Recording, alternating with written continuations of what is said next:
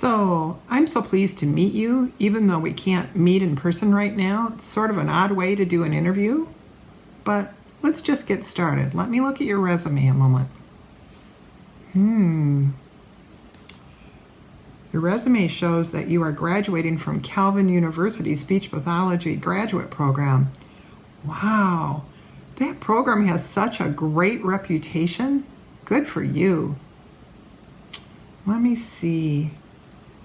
Oh, I see that Judith Vander Woody, I think that's how you pronounce her name, is listed as a reference for you. I've heard such great things about her.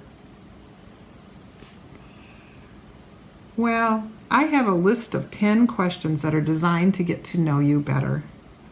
Please feel free to answer these in any way that you see fit. Let's get started.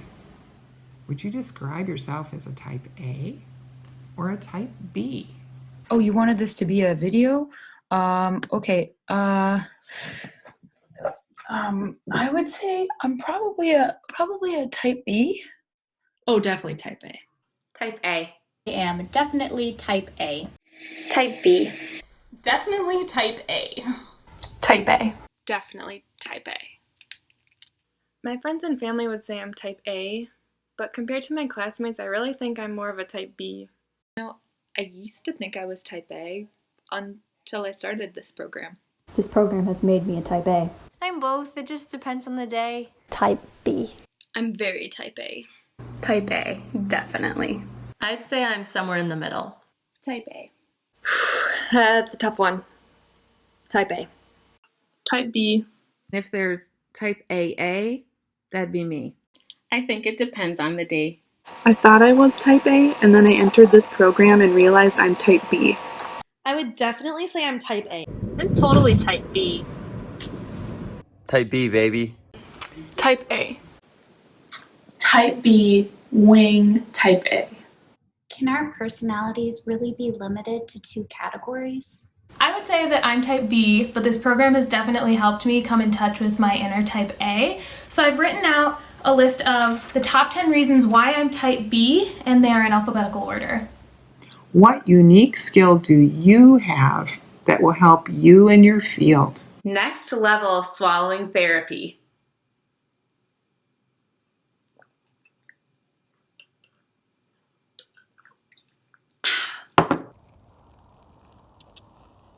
Oh, I'm a trendsetter. Yeah, when I buy a pair of pants, everyone at the office buys the same pair of pants. I can talk really fast and get through a lot of information in a little amount of time. I really love to bake, and so I think this will be a great asset to me when I'm in my workplace, and then I can bribe people to like me by giving them food. Really good at multitasking. I can make some pretty startling facial expressions. For example, I can do the one eyebrow raise, or I can also do this one. I'm also double jointed. Really freaks people out.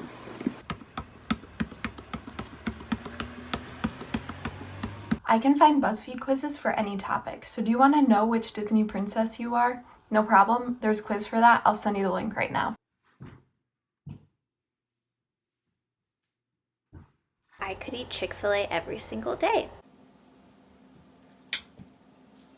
If I can teach my cat to jump through a hoop, I can teach any child to talk. I can run in heels, so if any kids run away, I can get them.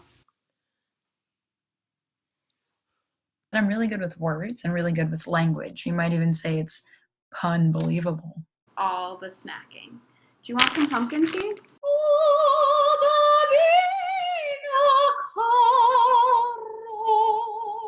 I could go days with just 5 hours of sleep.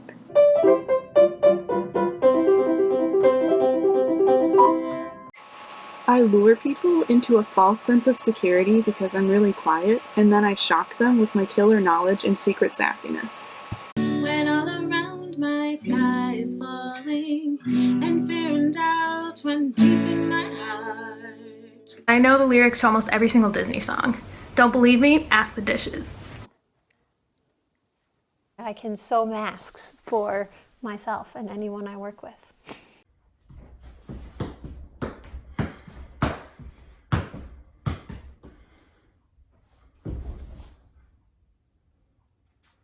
My ability to make a uvular fricative. I've learned to make my own coffee. I can make pour over, French press, and even machine coffee. What was the best part of your SPAUD 2020 class? The best thing about our cohort is I can always find someone who wants to go to Chick-fil-A with me. How determined and hardworking they all are. Everyone is really funny, and so we're always laughing. Watching everybody kind of claw their way to the top and be foes in undergrad, and then we get to grad school and everybody's kind of like family. We ask really good questions, but also we are genuinely caring and very supportive of each other. The best part was our sense of humor. You know, people are always stressed, but there was also always someone there to crack a joke or use some sarcasm to lighten the mood. We're flexible, we're adaptable. If we don't have a graduation, it's okay. Is it okay? Is it okay?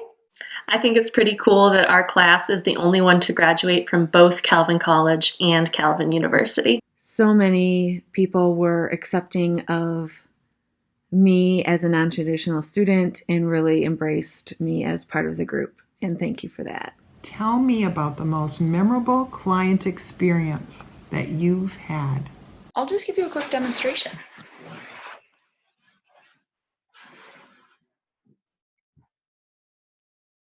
One time I had a 15-year-old client who asked me if I was dating anybody, and I told her no. Then she asked me how old I was, and I told her I was in college, and then she spent the next 5 minutes laughing at me that she, a 15-year-old, had a boyfriend, and I, a college student, did not. Probably when my pediatric client wiped his nose all the way to my sleeve and then bit my arm.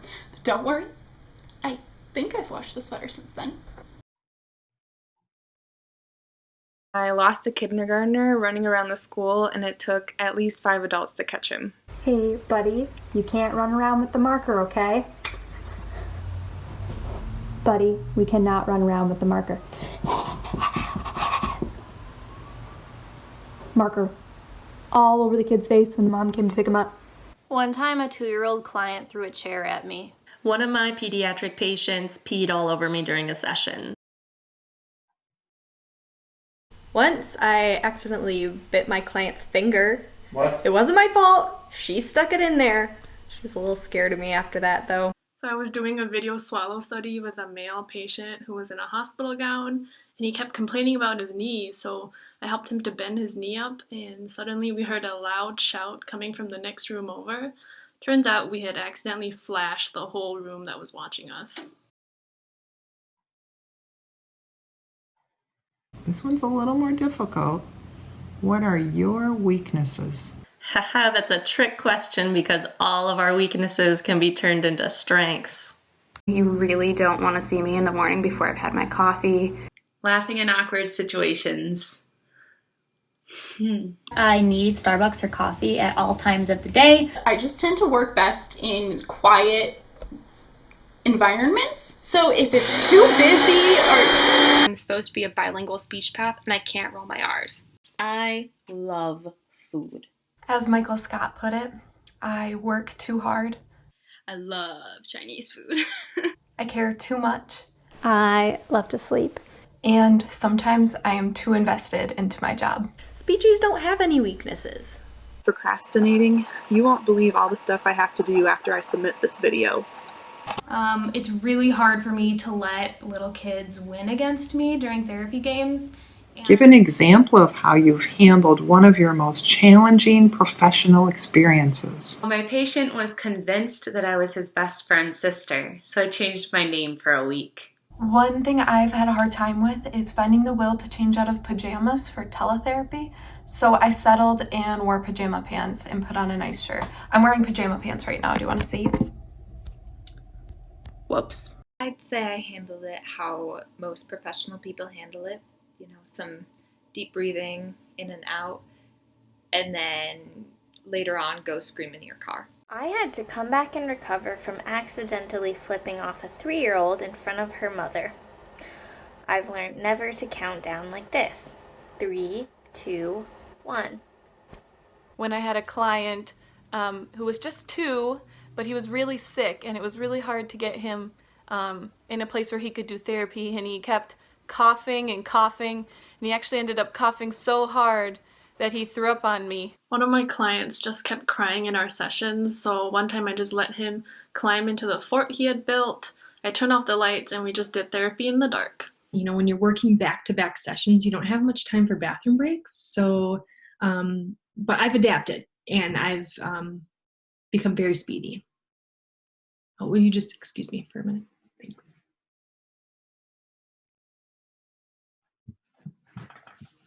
Next question. What Enneagram number is most descriptive of your personality? I don't know anything about Enneagram numbers. Not sure if I pronounced that correctly. Type 2 wing 3 with a lot of 7 and a bit of 4. Type 6, but don't ask me what it means because I don't know. Definitely a 2 wing 3. I think I took an Enneagram once and I was a 6. Type 7 or 4. I'm a type 6 as the strongest, with type 2 in second place. Whatever that means. I am a type 5. We're kind of known for sitting back and being observant, taking in information. 7. We can get a bad rap sometimes of being a little bit of a know-it-all. It's number 1. But I don't think that's very true about me. I'm a 7 wing 8, but I'm really good at pretending to be a 3. Did you actually know that the Enneagram originates from ancient spiritual, philosophical, mathematical traditions dating back to the... I would be a helper and a peacemaker. If you were a fruit, what fruit would you be and why? I would be a pineapple because I'm spiky on the outside, but on the inside, I'm still sour and acidic. A mango because you are what you eat, and that's what I had for breakfast. I'd be a tomato because tomatoes fit in the category of fruit about as well as men fit in the category of speech pathologist. I am a Dutch girl living in West Michigan, so I'm basically as common as an apple. A blueberry. I'm a little sour, but mostly sweet. Banana because I am pale, long, and I have bad posture. I would be a raspberry. They've just got a little extra razzle dazzle. I would be an orange because I think, like an orange, it's also difficult for me to open up. I haven't guava clue. I would be a tomato because it tries to be both a fruit and a vegetable, and I also just want to be everything for everybody and for everyone to be happy. Literally any fruit but a banana. Ugh. I would be a peach. What's more vulnerable than a peach? Definitely a mango. Yeah, I'd probably be an apple because those are really loud when you chew them and pretty loud. If you could be any CI, is that what Calvin calls clinic instructors? Yeah. Which one would you be? Can I just say all of the above? I'd want to be Lindsay Rush. Bethany because she's an angel. Gosh, I would definitely want to be Sam. I would be Denise. Rachel because she's really kind and fun. I would want to be Michelle because she's been so encouraging. I would want to be Barbara. Jen Dennis. Denise. I think I definitely want to be Sam. I'd want to be Katie. I feel like Sarah has just the kindest heart. I would be Susan. I think I'd definitely be Barbara. I would be Michelle. Samantha McDaniels. Jen Dennis, because she puts her boots on, and that woman gets stuff done. Why did you choose speech therapy? I definitely chose speech pathology because of the flexibility. I love that it has a medical side to it. I want to dedicate my life towards helping people communicate again. I had the best speech therapist growing up, and I wanted to be just like her when I got older. I was originally majoring in elementary education, and then I had to take a class about shadow puppets. Decided I didn't want to do that for the rest of my life. So my mom told me about speech therapy. My mom. My mom said it would be a good idea. My mom told me to. Yeah, well, my mom recommended it to me. Because of my mom, she told me it'd be a good fit for me. I shadowed. I loved it. And then my mom was like, do speech pathology. I joined the SPAUD department to get girls. It was my parents. Because my mom told me to. Well, No, actually, my mom recommended the program.